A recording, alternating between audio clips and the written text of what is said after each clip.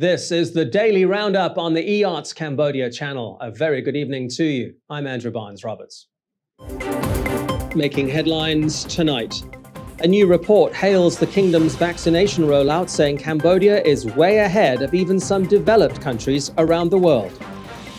More Delta cases surface in the capital, though, just as officials consider more preventative measures. And she's the cutest thing you'll see all week, and is being touted as a jewel for conservation of one of the planet's most endangered animals. The investment and advisory firm Mekong Strategic Partners says Cambodia will be able to reopen its economy to attract investment and tourists much earlier than its neighbors. It released a report on Tuesday entitled Vaccination Nation, hailing what it described as Cambodia's remarkable vaccine rollout that is dramatically outperforming that of even some developed countries. As EAC news reporter Reo Soko explains, Mekong Strategic Partners believes this means a faster post-pandemic recovery for the kingdom. A well-strategized and rapidly executed COVID-19 vaccination rollout has resulted in Cambodia being amongst the global leaders for vaccinations. This is what Mekong Strategic Partners have declared in their report titled Vaccination Nation, Unmasking Cambodia's Vaccination Success. It makes a vaccination comparison between Cambodia and its neighbors, Vietnam, Thailand, Indonesia, Philippines, and Malaysia. It says that Cambodia's vaccination success is reflected in falling case numbers and a declining number of deaths. It has added that Cambodia is now one of the first countries in the world to be rolling out booster shots and vaccinating children, which could mean that the country may reopen soon. Mekong Strategic Partners John McKinley told EAC News from the Netherlands that although they are seeing the likelihood of Cambodia reopening soon, that'll be a decision taken by the government. We feel that it is obviously ultimately it's a decision for the Cambodian government to decide. We feel, given the kind of outstanding job and the situation that's occurred in Cambodia, we feel very strongly that it's likely to be much further in advance of the neighbors. So we look at our sort of estimates on timeline is that by the end of September, over 70% of the population, including over 12s, will be vaccinated. So we think this, Cambodia is years ahead of the neighbors, unfortunately, who we anticipate will also accelerate in time. But if you were to look at Vietnam, for them to reach the same period of coverage, they have another year to go. So we would think potentially that the government may want to review the situation as we hit that benchmark of 70%, including over 12s in maybe early October, late September it should be achieved. The report says the economic evidence also shows that high vaccination rates improve economic outlooks as well as health outcomes, with Cambodia on track for GDP growth above 6% in 2022. Rhea Soko, EAC News. Cambodia will deliver much-needed COVID-19 assistance to Myanmar on Thursday morning. Prime Minister Hun Sen announced Cambodia's donation on Wednesday. $200,000 in cash, together with a host of medical equipment, will be flown to the country and delivered by Health Minister Mam Bun Heng. In a letter to Myanmar's military leader Min Aung, the Prime Minister says he firmly believes that with a joint effort, Cambodia and Myanmar can completely overcome the pandemic. A Cambodian team headed by Minister of Health Mam Bun Heng will fly to Myanmar on Thursday morning. They will deliver the cash support in addition to 3 million masks, 500,000 rapid test kits, 2,000 PPE suits, 100 sets of automatic oxygen generators, 20 ventilators, and 20 patient monitors. Cambodia previously provided $100,000 in assistance to Myanmar through ASEAN. Myanmar state media reported recently that the country has been reaching out to its neighbors for assistance as it struggles to cope with a surge in case numbers. Britain's UN ambassador recently warned at the end of July that half of Myanmar's 54 million people could be infected with COVID-19 within weeks. As of Wednesday, the country has reported a total of 357,000 cases and 13,445 deaths. That's up sharply since the end of June, when there were barely 365 deaths recorded. On Wednesday, the Ministry of Health announced 593 new cases, with that number still being outpaced by the number of recoveries. Overnight, 748 COVID-19 patients were discharged from hospital. They take the number of successful treatments to 82,666. The total number of cases has climbed to 87,190. The number of reported deaths overnight remains relatively low at 12, taking the kingdom's total COVID-19 fatalities to 1,730. Of Wednesday's new cases, 189 were imported, meaning only 404 locally transmitted cases nationwide. The Ministry of Health's latest COVID-19 figures do not include the latest cases of the Delta variant detected in the capital. A branch of Cambodia Post Bank has been closed after a security guard was found to have the highly contagious variant. The branch is located on National Road 6A in Dum Khor village in Chroy Changva. The case was confirmed on Wednesday morning. Also, on Wednesday morning, a residence in Sensok's Kreng Tnong commune was sealed for 14 days. An undisclosed number of Delta cases have been detected there. There have been over 100 cases of the Delta variant detected in the capital, which prompted Tuesday's meeting between Health Minister Mam Bun Heng and Phnom Penh Governor Khuong Sreng to discuss what other measures could be taken to prevent any further spread of the Delta variant in the city. At the same time, a total of 8 traders and shoppers at Mien Che's Buong Tempon market have tested positive for COVID-19. At least one of them has the Delta variant. 1,280 people underwent rapid tests on Tuesday morning after a COVID case was discovered there. The market remains closed while further testing is carried out, although the surrounding streets have since been reopened to traffic. After 8 years of construction, Cambodia finally has a new national stadium. Built at a cost of $200 million, funded by China, the Moradok Teko National Sports Complex is ready. Located in Phnom Penh's Chroy Changva, the stadium is the country's first multi-purpose international standard sports facility. It will be the centerpiece of the 2023 SEA Games. EAC News reporter Reo Soko has the story. Cambodia is now ready to host Southeast Asia's biggest sporting spectacle. Resembling a ship under sail, it's been designed as a symbol of the long-standing friendship between Cambodia and China. The 5-story, 60,000-seat stadium is located 18 kilometers north of downtown Phnom Penh. Minister of Tourism Thong Khon says it's a great achievement for the Cambodian sports sector and is a new symbol of the ironclad friendship between Phnom Penh and Beijing. He says not only will it support the development of the sports sector, but also serve as a tourism magnet in the post-pandemic era. The $200 million stadium is considered to be the largest gift that the government and people of China have given to the kingdom. Rhea Soko, EAC News. The Taliban is striking a conciliatory note as it takes control of Afghanistan. It held its first media briefing in Kabul late on Tuesday, telling reporters that Afghans and the international community have nothing to worry about. Victorious after a 20-year fight against US-led forces and having spent most of those years in hiding, the most senior members of the Taliban casually walked down on a flight of stairs and took their seats under the full glare of the world's media. Speaking through an unnamed interpreter, Taliban spokesperson Zabihullah Mujahid gave his assurances that the rights of Afghans would be protected. Women will be afforded all their rights, whether it is in work or other activities, because women are a key part of society. And we are guaranteeing all their rights within the limits of Islam. He went on to say that Afghanistan will no longer be a battlefield and that an amnesty had been announced for all those who worked with coalition forces and the previous government.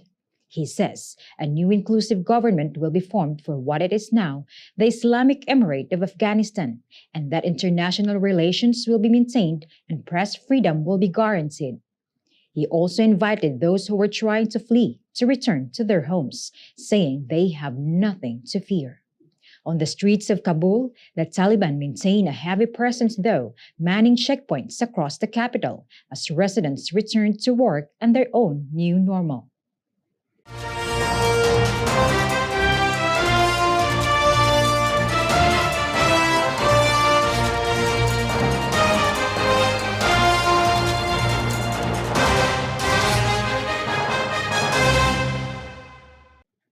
Well, now for a look at other news making headlines around the world this Wednesday, the 18th of August. Hospitals, many of them resembling makeshift camps, are struggling with the number of those injured in Saturday's earthquake in Haiti. The death toll has risen to 1,941, with some 10,000 others injured. Hospital staff say they're doing their best, but are unable to cope with all the patients. The UN Children's Agency UNICEF estimates that over 500,000 children have been affected. The situation has been made worse by Tropical Storm Grace, which barreled across Haiti on Monday night. The 7.2 magnitude quake struck on Saturday morning local time, flattening tens of thousands of buildings across the southern part of the country. Haiti hasn't yet rebuilt after its last major quake in 2011 that killed over 200,000 people. In Jerusalem, firefighters are battling a wildfire for a third day, struggling to keep it away from a hospital. The blaze is raging just 10 kilometers west of Jerusalem and is sending clouds of smoke billowing east. But there appears to be little danger that the fire will reach the historic city. No serious injuries have been reported. Israel's Fire and Rescue Authority says 45 crew and 8 planes are battling the blaze, which has forced hundreds of people to evacuate. An investigation has been launched into its cause. And we've seen anti-vaccine passport protests in France and Italy, and they've now come to Canada. Protesters on Tuesday gathered in front of an Econo fitness gym in the town of Laval in Quebec to protest its introduction of a vaccine passport for those wanting to use its facilities. Canada is working to create a digital vaccine passport that would allow citizens to travel abroad. It should be available in the next few months, but businesses have started taking it upon themselves to demand proof of vaccination for entry. The European Union already has a vaccine passport system in place that allows people to travel freely within the bloc. A number of other countries are working on similar documents.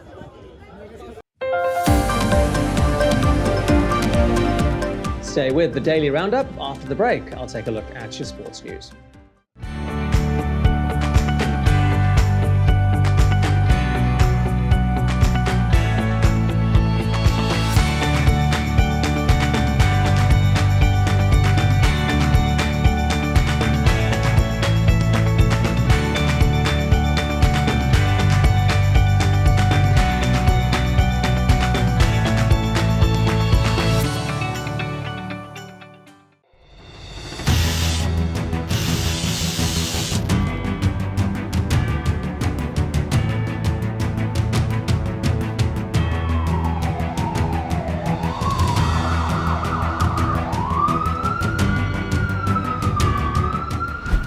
EAC News fully supports the Royal Government of Cambodia's preventative and administrative measures against COVID-19. But we need you to play your part in helping bring the 20 February community transmission event to an end. Wash your hands regularly, sanitize wherever possible. Keep an eye on your body temperature. Use the Stop COVID QR code and maintain a safe social distance. But above all, please, please, please, wear a mask. Only together can we beat COVID-19.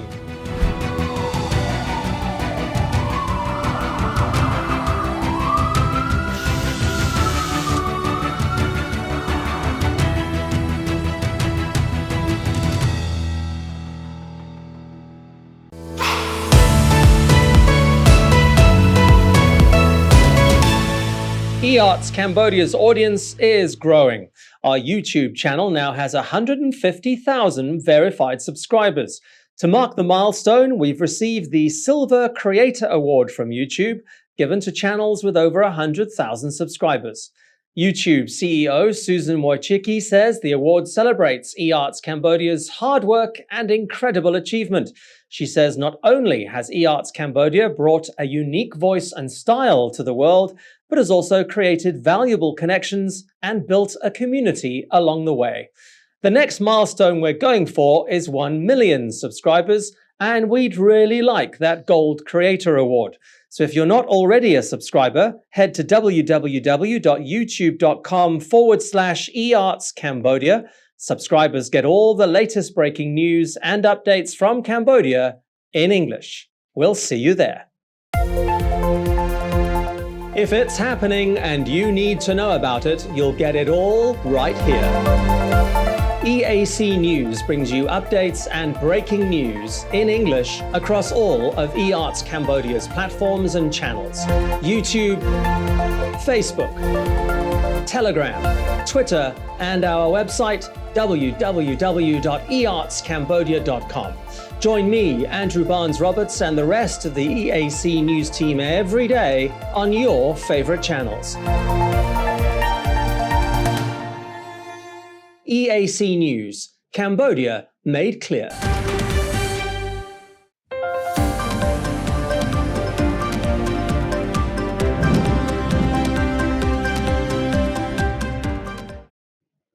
The world of tennis's number 3, Stefanos Tsitsipas, says he's only getting vaccinated if it becomes mandatory on the men's ATP Tour. The 23-year-old Greek says he has reservations about getting vaccinated, even while the ATP Tour is publicly encouraging players to get their shots. Attending a media briefing after his first round match at the Masters 1000 in Cincinnati, Ohio, Tsitsipas was asked if he'd been vaccinated yet. I haven't. No one has told me anything. No one has made it a mandatory thing to be vaccinated so far. At some point I will have to. I'm pretty sure about it, but so far it hasn't been mandatory to compete. So I haven't done it. No. He joins world number 1 Novak Djokovic in saying that he hopes vaccinations will not become mandatory, but it does put him at odds with Roger Federer and Rafael Nadal, who both say athletes should be leading by example. The Tokyo Paralympics begin next Tuesday, and the torch relay is on its final stretch. It's making its way through the last 3 of 47 prefectures on its way to the capital. But as with the Tokyo Olympics, the pandemic is playing havoc with planning. COVID-19 restrictions meant a portion of Tuesday's relay was reduced to a ceremony at the Yotsuike Park Athletic Ground in the city of Hamamatsu. Torchbearers who were supposed to carry the torch from Atami to Shizuoka instead ran around a track before passing the flame on with a so-called torch kiss. Other torch events took place as planned, albeit with reduced numbers of spectators. The Paralympics, like the Olympics, will take place largely without spectators. The Japanese government is set to extend its COVID state of emergency, not only in the capital, but other regions of the country as well. Organizers say school children will still be able to attend some events, though, as long as proper safety measures are in place. He's the best pole vaulter on Earth, having taken gold at Tokyo 2020, soaring over 6.02 meters at his first attempt. But 21-year-old Armand Duplantis says he hasn't yet reached his limits and wants to break his own world record several times over. The American-born Swede says the Olympics were just the beginning. He might have taken gold with a height of 6.02 meters, but he already has a personal best of 6.18. I want to do everything that you can in this sport, and I want to win everything there is to win. I want to do it more times than anybody else has done it. But if you know pole vault, if you know the history of pole vault, that's really, really big shoes to fill when you're following the likes of Renaud Lavillenie and Sergei Bubka, people that have won many global titles. Bubka winning I think 6 or 7 world championship titles, and I haven't even won one yet. So I feel like I still have a really long way to go and a lot of things left for me to achieve. And so, it's a really good start right now to my journey, but I think there's still a lot for me to go out there and do. He's already been named Male World Athlete of the Year for 2020 and is in with a shot again this year. He's already trying to set a new world record of 6.19 meters, but has ambitions to get into the 620s. He's next in action at the World Championships next year. All right, let's take a look at what the weather's going to be up to tomorrow.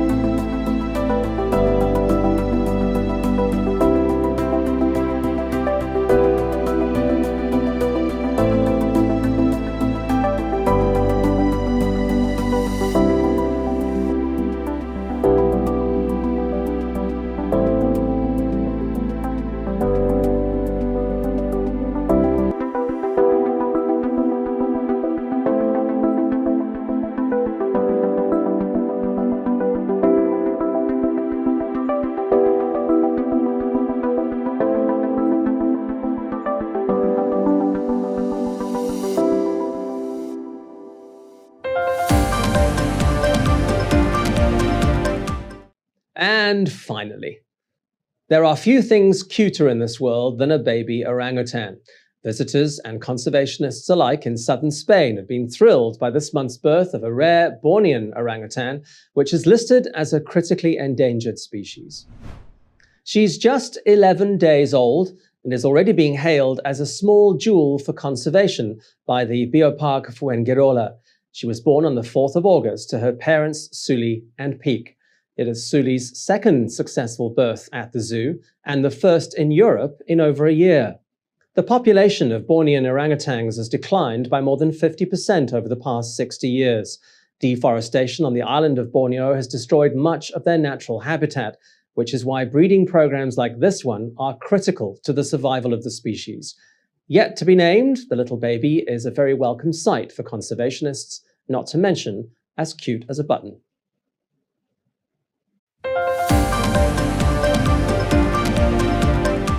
Thank you for watching the Daily Roundup here on the EARTS Cambodia channel. More breaking news and updates on our website. Head to www.e-artscambodia.com. You could also search for EAC News on Telegram and at your favorite app store. More from the EAC News team in the Daily Roundup tomorrow night at 8. I'll see you then.